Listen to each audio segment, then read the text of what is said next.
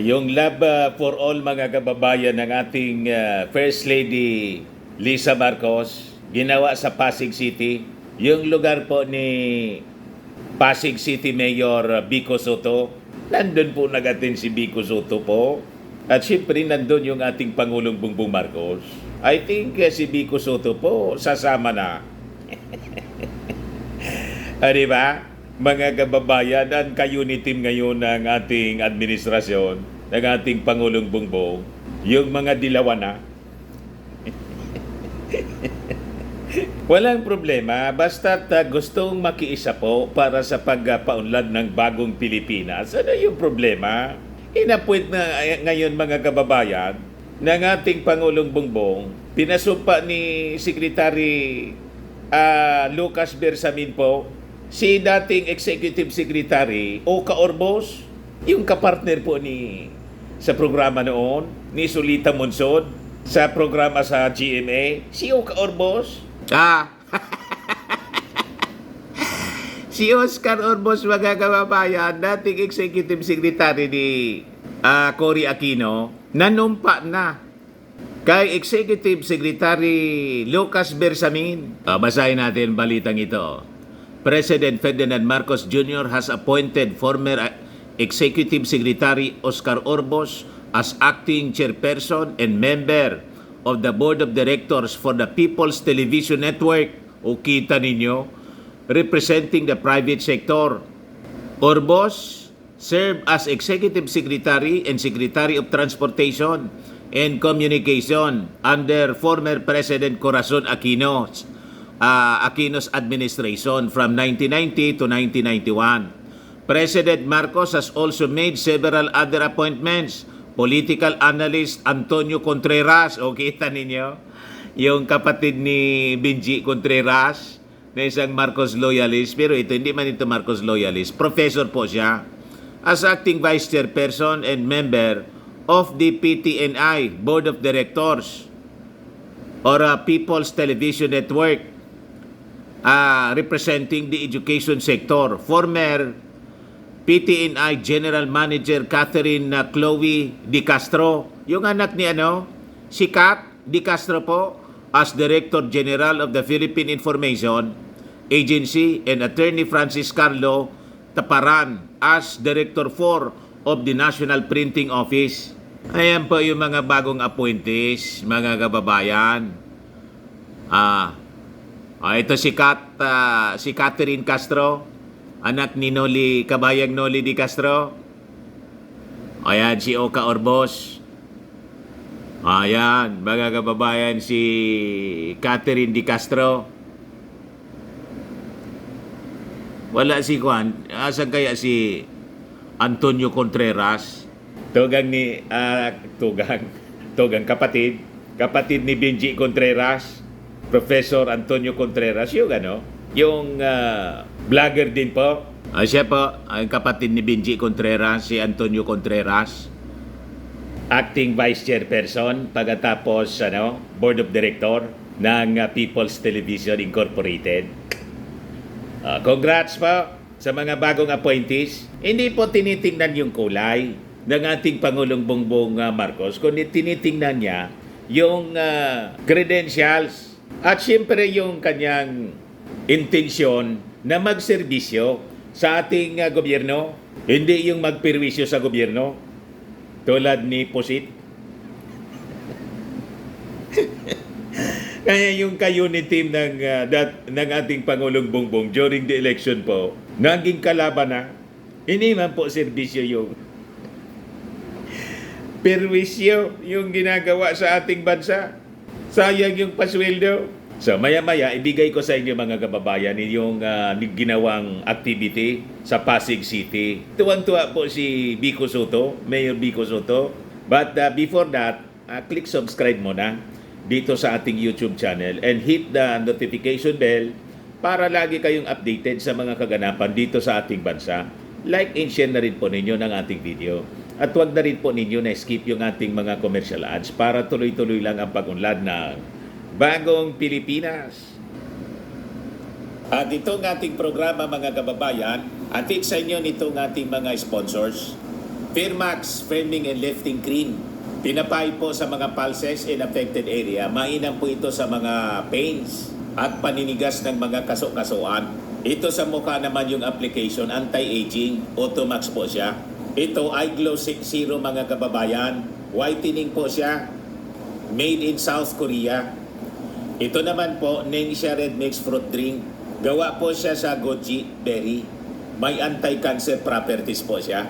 At sa mga naghanap po ng malinis and spacious fitness gym, pumunta lang po kayo sa aming Colossal Fitness Gym.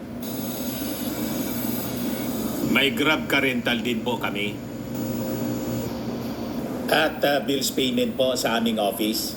At saka sa mga mahilig po sa mga imported bags, manood po kayo sa live selling ni Madam Eileen Rosales sa kanyang Eileen Closet po.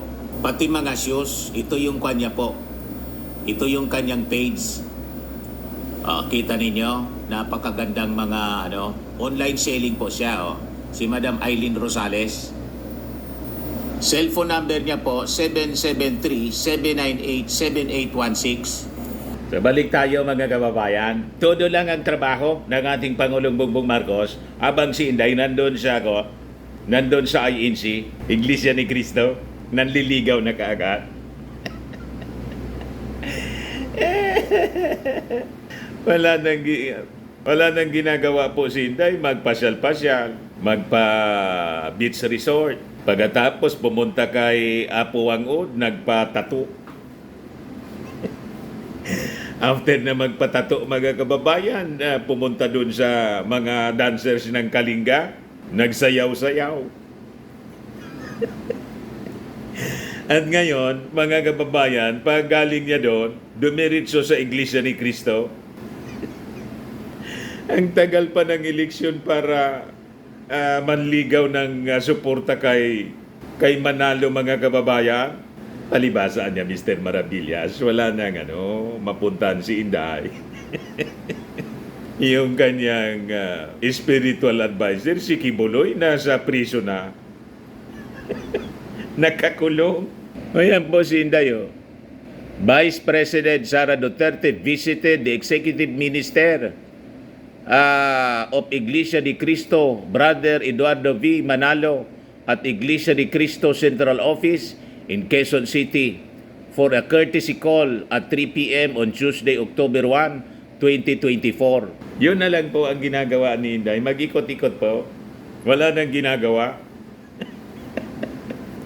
Yung ating Pangulong Bongbong Marcos talaga sub-sub po sa pagtrabaho. O ngayon, kasama niya siyempre si First Lady Lisa Marcos para sa launching ng Love for All. Dinala niya sa Pasig City yung lugar ni Vico Soto, Mayor Vico Soto, na isang dilawan. Yung kayo ni team na ngayon, ang tawag nga ng mga supporters ni Lenny, Unipink na niya. Unipink. Yung Uniteam naging Unipink. Kasi siyempre, welcome po sa ating Pangulong Bongbong Marcos. Sino man na gustong tumulong para sa pagpaunlad ng bagong Pilipinas. Di po ba? Nire-respeto niya yung desisyon ng ating mga mamamayan. Sino mang iniloklok, pagkatapos ng eleksyon po, tapos na yung pangungulay po, serbisyo na dapat.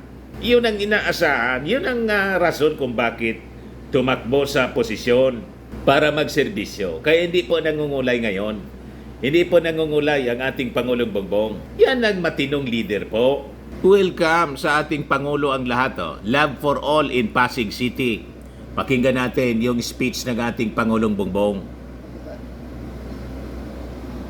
Kasama din po natin ang kalihim ng Department of Interior and Local Government, Secretary Benher Abalos. Yan. Yan number 1 ko po, si Vico Soto. Samantalan nyo na po dahil yung pagka-DILG number 1 sa pagkasenador. Sa ilang araw mapalitan na at gagawin na nating senador. Kinampanya na ng ating Pangulo, gagawin na nating senador. Ang chairperson ng commission, ang CHED ng Commission on Higher Education, ang chairperson na Popoy De Vera. ang aking Oh, ito nga, appointee yun ni classmate ano? sa House of Representatives Ni Digo? na kung ilang Si Popoy taon. de Vera? Ang Lone District Representative, Romulo. Pasig City Mayor, ang ating host ngayon para dito sa ating pagpupulong. Pasig City Mayor, Mayor Vico Soto. Di ba? Ayos na ayos po. At ang talagang kailangan nating batiin dahil po itong Love for All na proyekto na ito, na programa, hindi na proyekto dahil ang dami pinagkakalat dito sa buong Pilipinas. Itong programa na ito ay ang First Lady Lisa. Yes. Si First Lady Lisa, katabi ni Vico Soto. Ang mga LGU na magiging benepisyaryo nitong Love for All program na ating bibigyan at magbabahagi ng ilang mga equipment at tuloy din kasama rin ang mga serbisyo ng ating mga ahensya, kapwa ko na manggagawa sa pamahalaan, ating mga kababayan. Magandang umaga po sa inyong lahat. Si Jaworski po yon. Natutuwa naman po ako at sa wakas ay nakasama ko na sa Love for All ang aking First Lady. Dahil po, papapaliwanag po ako. Dahil po, naririnig ko lamang sa mga report sa akin ang tungkol sa napakagandang proyekto ng aking may bahay. Ngayon po ay saksi na ako sa serbisyong dinudulot nito. Ang kalusugan po ay kayamanan. Walang silbi ang lahat ng yaman kung hindi maayos ang ating kalusugan. Ngunit para sa mga kapuspalad nating kababayan, higit na mas malaking pagsubok ang pagkakasakit. Lalo na ang mga nasa malalayong lugar. Ayon po sa tala ng Department of Health, mayroon tayong higit na 7,000 yung tinatawag na geographically isolated and disadvantaged area. O tawag namin dyan ay yung mga GIDA. Ito po ang mga barangay o bayan na mahirap puntahan dahil malayo, nasa bundok, nasa isla, walang kalsada, na dapat na ikakabit ng mga daanan at tulay. Sa mga lugar po na ito, isang malaking hamon ang pagpunta sa klinik o sa ospital o sa health center. Dahil napakalayo at napakalaking bagay. Dahil alam niyo po, ito ay naranasan ko nung ako'y governor ng Ilocos Norte.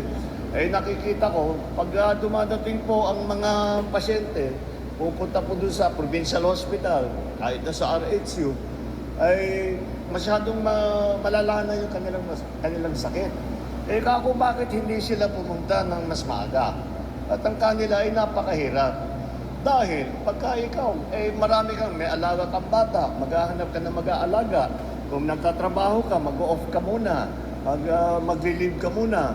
Tapos, yung pamasahe. At lahat ito, isang buong araw, kuminsan 2, 3 araw, napakalaking bagay. Kaya po, ang aming naiisip ay imbis na antayin natin ang mga nagkakaroon ng karamdaman na makapunta sa mga ospital, dadalhin po natin sa kanila ang serbisyo para meron silang healthcare kahit sa malalayo. Correct. Meron din yan. Yung mga kababayan natin na malapit nga sila sa ospital, isang pagsubok naman ang pambayad sa mga eksamen at sa laboratorio. Gaya naman po, kwento ng isang estudyante na nakarating po sa amin. Ang kanyang ina ay na-diagnose na mayroong ovarian cancer. Sa pamamagitan ng programang ito, ay matitignan sila ng doktor ng libre at hindi na kinakailangan pang bumiyahe ng malayo. Dahil sila na ang pinupuntahan. Yung Love for All, sila na ang lumalapit. Bali yung clinic, imbis na sila pupunta sa clinic, yung clinic ang lumalapit po sa kanila. Kaya po, ang mga proyekto tulad itong Love for All ay isang napakalaking tulong para sa ating mga kababayan. Layunin nito ang makapaghatid ng maaasahang serbisyo medikal para sa lahat. Lalong-lalo na sa mga pinaka-nangangailangan tulad ng ating mga senior citizen may PWD, mga buntis, at may mga iniindang karamdaman. Mula sa simula ng proyektong ito, Mayo ng nakaraang taon, nakarating na po ito sa 35 lokasyon mula sa Luzon, Visayas hanggang pong Mindanao. Hindi lamang ito ang nagbibigay ng tulong medikal. Kasama na rin dito ang ilang pong pampublikang serbisyo gaya ng CHED na handang umalalay sa mga naghahanap ng scholarship. Nandito rin pong NHA at Pag-ibig na gagabay sa inyong mga pangangailangan tungkol sa pabahay. Ang LTO, nandyan din para sa mga nangangailangan ng driver's license, marami pang ahensya at marami pang iba't ibang ahensya para yung mga serbisyo ng gobyerno, hindi lamang ang serbisyong medikal, kung hindi, ang iba't ibang serbisyo ng ahensya ng gobyerno ay inilalapit natin sa taong bayan. Hindi lang itong isang araw lamang. Siniusiguro namin na marami pang mga komunidad sa bawat syudad at probinsya ang mabibisita ng Love for All. Kung saan mayroong Pilipinong nangangailangan, pagsusumikapan natin na inyong pamahalaan ay maaabutan ng serbisyong ito. Sa panig naman po ng administrasyon, sa pangunguna ng Department of Health, patuloy po tayo sa pagpapatupad ng mga proyekto upang magkaroon ng Rural Health Unit, doktor, nurse, ambulansya, mobile health clinic, at iba pang mga kagamitan ang lahat ng lalawigan sa bansa, lalo na yung ating napag-usapan nga, yung mga gida. Para madaling maabot ang mga mamayan, ang mga serbisyong pangkalusugan, inilusad ng DOH ang bagong urgent care and ambulatory service centers o tawag namin BUCAS. Ito yung nagbibigay ng preventive, diagnostic, curative primary care service sa iba't ibang parte ng ating bansa. Mapupunarin niyo po rito, kasama po natin si GM Mel Robles ng PCSO. Dahil po may programa din at siya pinapangako sa atin na mula ngayon, gagawin namin ang lahat, titiyakin namin na ang bawat bayan, bawat municipality, bawat LGU ay magkakaroon ng ambulansya. Hindi na po kagaya ng dati na makikiusap ka pa, lalapit ka pa kung kani-kanino, at kung medyo hindi kayo magkaibigan, baka hindi makalusot yung request ninyo. Ngayon, hindi na po ganoon. Basta't kung sino ang nangangailangan ng ambulansya, ay bibigyan na po natin. At sabi niya, mayaman itong PCSO, baka pwede pang gawin, bago po matapos ang termino ko, baka gawing 2 ambulansya ang bawat bayan at LGU. Ayos na ayos po. Nagtatayo rin po tayo ng specialty center sa bawat rehiyon ayon sa Republic Act No. 11959 o ang tinatawag na Regional Specialty Centers Act. Alam niyo po, nung pandemya, ito po yung natutunan natin. Dahil nakita natin ang mga pasyente dinadala sa mga specialty center dito lamang sa Maynila, sa Children's Center, sa Kidney Center, sa Heart Center, mga specialty center. Hindi naman talaga kaya, lalo na kung galing sa malayo. Kaya gumawa kami ng programa ng DOH at sabi natin, paano naman yung mga nasa malayo, yung malayo sa Maynila, o walang pambayad para makapunta sa Maynila, o kung naka-lockdown, kagaya ng pandemya. Kaya gumagawa kami ng programa at naglalagay tayo ng specialty center sa bawat lugar, bawat rehiyon. Mayroon po dito sa amin. Mahirap ang magpatingin yung mga may karamdaman. Sa Albay. Kasabay po nito, nagpapamahagi rin tayo ng mga mobile primary care facility sa tulong ng mga lokal na pamahalaan.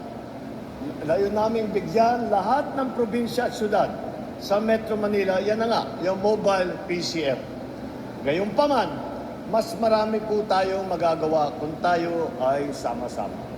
Kaya nais ko ring ipahayag ang aking taus-pusong pasasalamat sa ating mga kaibigan at kaagapay mula sa pribadong sektor, gaya ng Metrobank Foundation, ang Toyota Foundation. Maraming salamat sa tulong ninyo.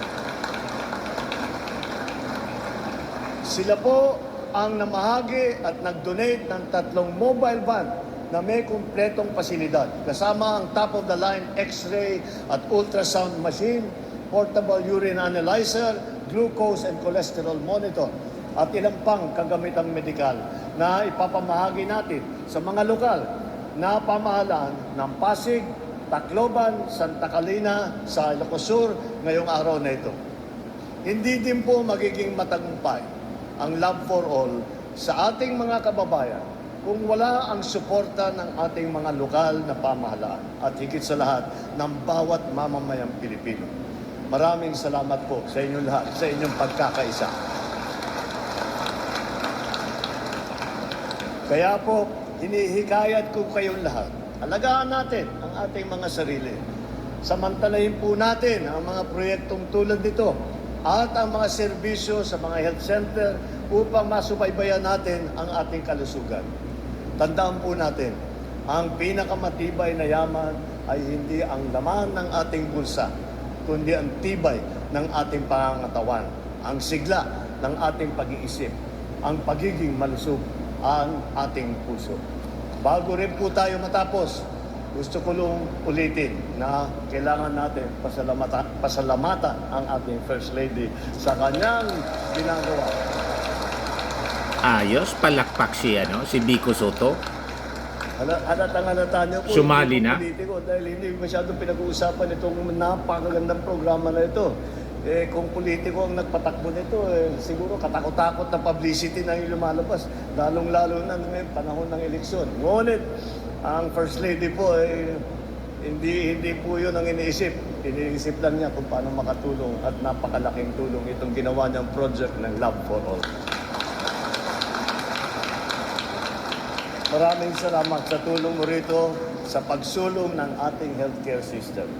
Napakapalad ko rin na napangasawa ko ay hangad din ang pagtulong sa kapwa at sa kapwa. Ayos.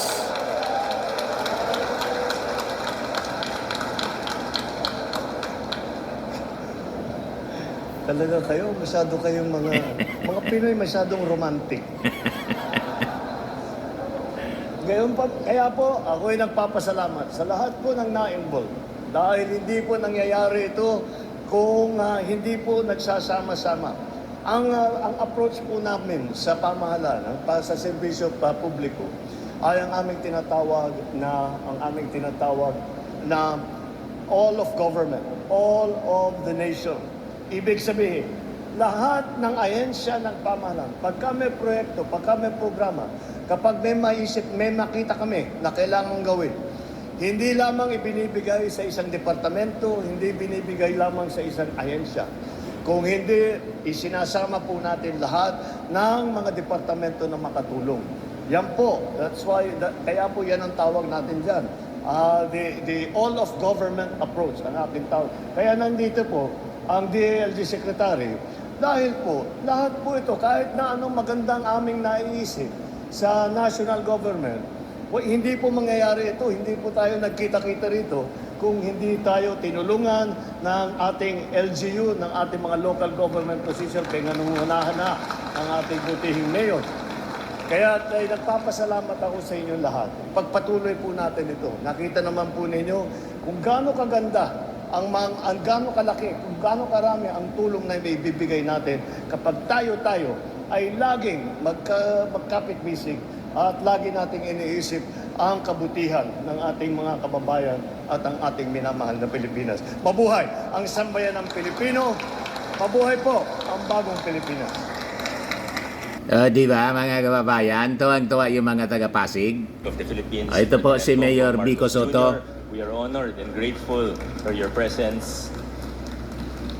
To the Honorable First Lady, Ma'am Luis Araneta Marcos. Madam First Lady, maraming salamat po. Tuwang-tuwa To po our siya. distinguished guests, sa mga kapwa ko Pasigenyo, muli po magandang umaga sa ating lahat.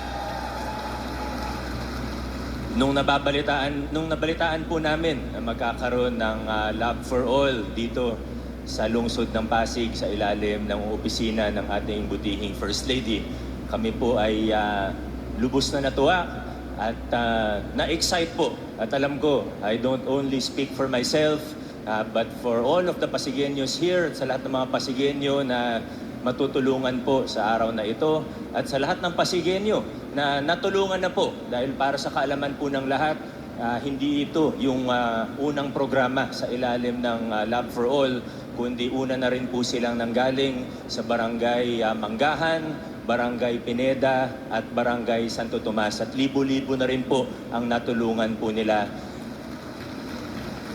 Maraming salamat po sa lahat ng tumulong po sa opisina rin ni First Lady, sa lahat ng national government agencies, too many to mention one by one, para maiksi na lang po ang aking mensahe sa mga kasama ko po sa LGU, sa barangay. This would not be possible without our collective efforts. Kaya sa inyo pong lahat, maraming salamat. Pero syempre, higit sa lahat, ay nagagalak po tayo, hindi lang po sa tulong kundi sa presensya ng ating mahal na Pangulo at First Lady, dahil nabalitaan po namin na sa dami na rin po ng programa ng Lab for All ay first time daw po nakasama si Pangulo mismo. Maraming salamat po. Di ba? I will not prolong my message any further dahil alam naman po natin lahat kung ano yung talagang nilulook forward natin ngayong umaga na marinig din po ang tinig ng ating mahal na mga bisita. Kaya muli po, magandang umaga. Maraming salamat po. So, mabuhay si Mayor Vico Soto. Nakikipagtulungan po kahit hindi po magkasama noong eleksyon. Tapos na yung eleksyon. Panahon na ng pagbabago. Di ba? Kayo ni Pink. Pink nga yung background ko rito eh. Matagal ng Pink. Mas nauna pa to sa pagiging Pink, mga kababayan ni Leni Robredo. Si Leni Robredo nag-file na rin po for mayor ng Naga City. Sa mga naghanap ng malinis and spacious fitness gym, pumunta lang po kayo sa aming Colossal Fitness Gym. We also offer Grab Car Rental with our brand new 2023 model ng Toyota Innova. We also accept booking for those who are planning to travel via PAL, Cebu Pacific, and other airline companies, local and international, and bills payment for Meralco Bills, PLDT, Aleco Bills, etc.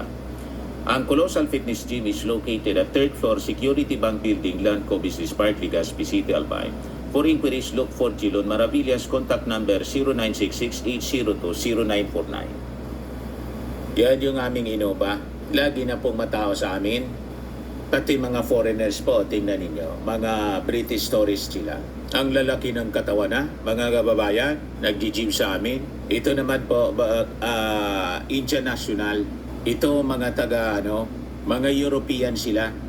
Ito naman yung bago naming product na binibenta online, iGlow Serum. Whitening po siya galing sa South Korea. Tingnan ninyo yung epekto sa aking anak na architect entrepreneur, Riz Maravillas. For inquiries, look for Riz Maravillas on FB. Ito naman po, Firmax Firming and Lifting Cream. Pinapahid po ito sa mga pulses and affected area. Mainam po ito sa mga pains at paninigas na mga kasukasuan. Ito po, Automax Radiant Serum. Sa mukha naman yung application. Anti-aging po siya. You will look 10 years younger than your age. Sa mga cancer patients naman po, baka lang gusto ninyo itong itry. Nengxia Red Mix Fruit Drink. Hindi man po siya gamot, food supplement siya. Kaya lang, gawa siya mga kababayan sa goji berry. Yung goji berry may anti-cancer properties. Yung mga inquiries ninyo, dumiritso na lang kayo sa aming messenger sa Facebook para masagot namin agad. Ayos po. Ako po si Dante Maravillas. Bye-bye. God bless.